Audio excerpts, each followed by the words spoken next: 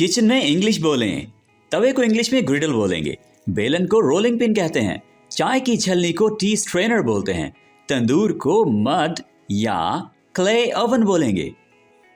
बड़ी छलनी को कोलैंडर बोलते हैं। लकड़ी के चमचे को वुडन स्पून बोला जाता है और बड़े चमचे को लैडल कहते हैं।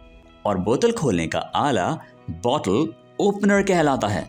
अंडा फेंटने की मशीन को विस्क बोलेंगे और हांडी को पॉट कहते हैं। छिलका उतारने वाला जो आला होता है उसको हम पीलर बोलते हैं और कढ़ाई को वोक बोला जाता है।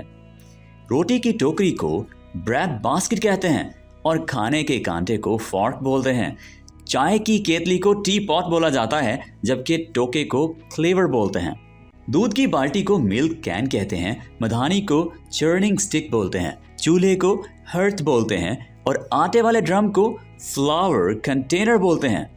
आटा छानने की छलनी को सीव बोला जाता है। पतीले को लार्ज कुकिंग पॉट बोलते हैं और देग या बड़े देगचे को काल्ड्रन बोलते हैं।